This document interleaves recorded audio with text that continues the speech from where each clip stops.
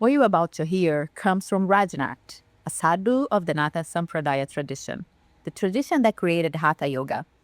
This knowledge is not found anywhere in the West, not even in India, unless you become a sadhu within this tradition.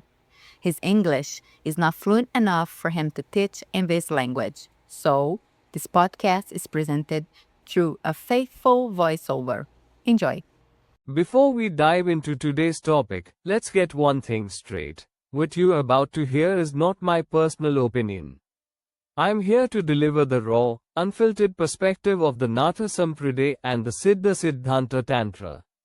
We are stripping away the New Age fluff to look at Hatha Yoga as it was originally intended for the Himalayan ascetics. If these answers challenge your ego or disrupt your comfort zone, good, that means you're finally starting to wake up. Let's get to work. Hinduism declares that everything is one, that the ultimate reality is indivisible, impersonal, absolute. Yet across India, millions bow daily before distinct deities, chant their names, offer rituals, and dedicate their lives in devotion. How can absolute unity coexist with personal worship? How can someone say, I am Shiva, and still pray to Shiva? Bhakti Yoga is often presented in the West as just another path to enlightenment. But is devotion itself enough? If yoga ultimately leads to silence beyond religion and politics, where does ritual, worship, and emotional surrender truly fit? To understand Bhakti Yoga, we first need to untangle the difference between Deva and God, unity and multiplicity, meditation and devotion, and the paradox at the heart of Hindu spirituality. Today's theme is Bhakti Yoga. What is Bhakti Yoga? Bhakti means devotion in relation to an Indian deity or an aspect of the deity for the Indians. Although if you devote yourself to whatever it is in another religion, this feeling for yoga is also called bhakti. Hinduism revolves much more around devotional tendencies to various gods than the philosophical intellectual difference. This philosophical intellectual difference is a primordial concern for the Westerner. In India, this philosophical difference between the different Hindu aspects is secondary, and the main one among them are these devotions to these Hindu deities. I do not think it is correct to call them gods, because the term Deva has little to do with what the West calls God. The West calls God the God of Abraham, which is the God of Judaism, Christianity and Islam. It is a concept that, correctly understood, is shown as being totally different from the concept of Deva in Hinduism, among Hindus. The concept of Deva would be figures that exist within creation, which are beings. These beings are differentiated from each other, they have a personality, they fight each other, they are not sovereigns in the universe, none of them is. There is the concept of Brahman, which is a concept of something impersonal, different from Brahma, which is one of the gods of Hinduism. Hindu deities will differ between the Trimurti, which are the three main gods, Brahma, Vishnu and Shiva, and a secondary level of deities, which is Indra, Varuna, Surya, and so on. Several other minor deities that are not on the same level as these three main gods, considered more powerful than the rest. This is a construction that was being made through history. In the past, what you had were people who were devotees of one or another, so much so that what today is known as Hinduism has already been known as Vedism, as Brahmanism. In fact, the term Hinduism is a term that denotes, as I could call it, a set of different religions that were born in the seas of the Indian River, and not a specific religion. However, they are all based on a principle called Sanatana Dharma, which is all this part of self-knowledge that I transmit to you. But if in this part of self-knowledge it says that everything is one, then for whom do I do the ritual? Well, this is one of the paradoxes of Hinduism, one of the inconsistencies within Hinduism. If everything is one, and according to the Hindus themselves, in the last level of knowledge you are God, I will do the ritual for whom? I will devote myself to whom? If everything is one, I am also one with Shiva. If within Shivaism itself, the last level of understanding is the expression Shivoham, I am Shiva, Why then, if I am Shiva, I will do the ritual for Shiva? It is a paradox that no Hindu can explain this. They explain using a dogma of Hinduism, which is the multiplicity of manifestation of the gods. That is, in essence, everything is one, but in Shivarupa, which is the manifestation of Shiva as a form, he is much more powerful than you, he is a being that is above you. Although they do not come close to the power that the Jews describe their God, in a much more sovereign and powerful way, incomparably more sovereign and powerful than the Hindus' devas. Repeating and remembering once again that the concept of God, for us Westerners, is extremely different from the Indian concept of devas. I have already seen the term devas, which is translated as gods in Hinduism. It is a word in Sanskrit. I have already seen this term being translated in Germany as angels, although it also has nothing to do with the concept of angels, but you can have an approximate idea that it is not something that is described with the same level of power that the Jews describe their God. It has nothing to do with the God of Jesus, the God of the Muslims. They are just extremely powerful beings, but they are not universally sovereign.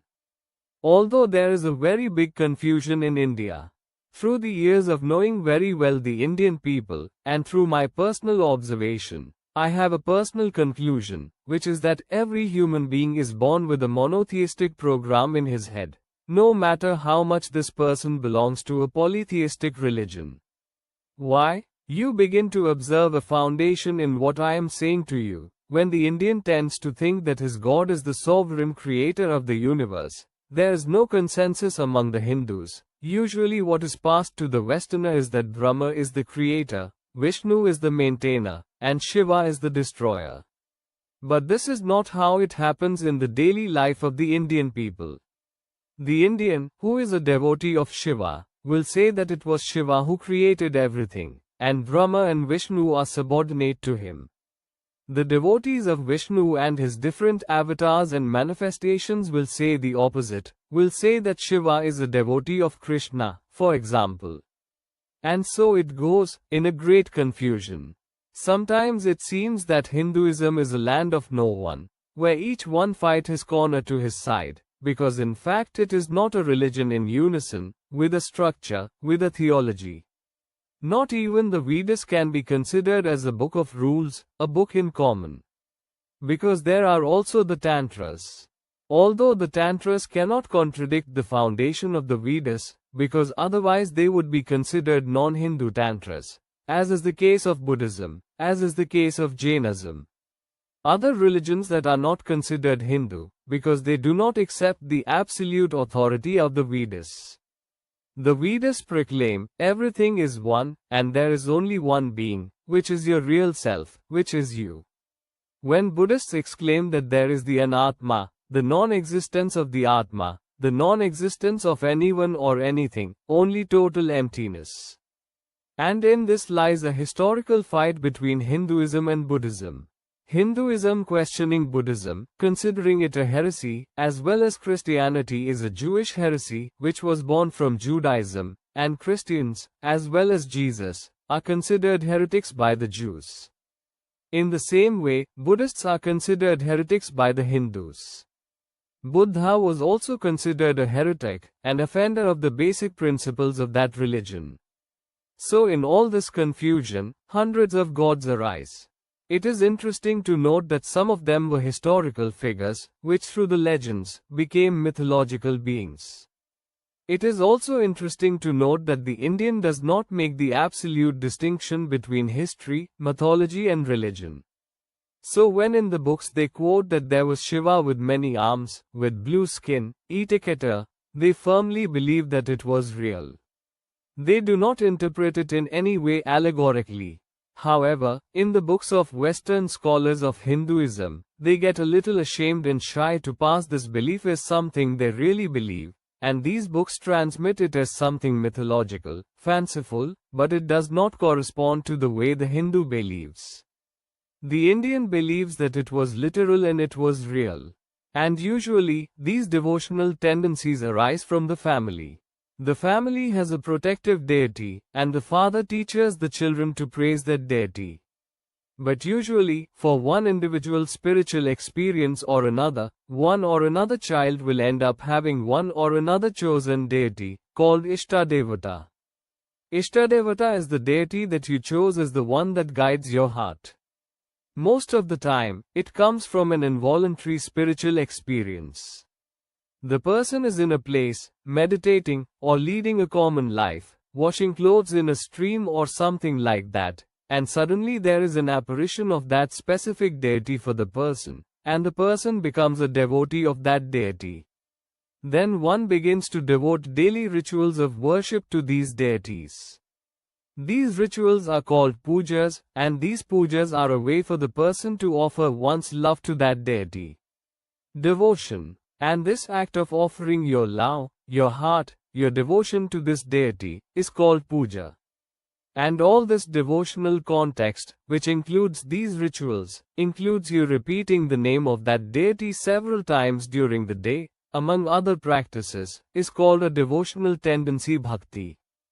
At no time, Bhakti Yoga, or anything else that has the suffix yoga like Bhakti Yoga, Dhyan Yoga, Karma Yoga, Hatha Yoga is something that will lead the human being to enlightenment. Yoga is meditation. And if this practice has a name like term X-yoga, then it is considered that it is a practice that will help in meditation. So the meditator, the yogi, practicing yoga, practicing meditation, it is considered that he can be helped by the practice of Jnana Yoga, or Jnana Yoga, which is the yoga of self-knowledge. Bhakti Yoga, which is this devotional emphasis, and which is considered that it can help meditation. Karma Yoga, the execution of rituals to burn the karma, is among other considered types of yoga, which in fact are not types of yoga that alone lead to enlightenment. The Westerners understand it this way, that these types of yoga, when practiced, are different paths to enlightenment.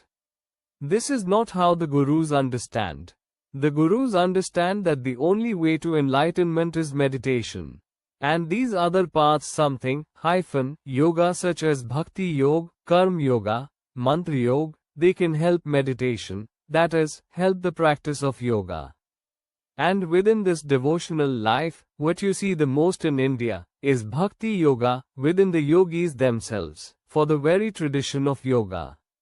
There are yogis within the Natha Sampradaya, who do not practice Hatha Yoga, but every Natha does the ritual of worship to Shiva, when the day is born and when the day dies, when the sun rises and the sun sets, from Sunday to Sunday, without missing a day. This special puja, made to evoke the strength of the god of ashram, be it Shiva, be it any other, is called Arati or Arti. In Hindi, Arti, and in Sanskrit, Arati.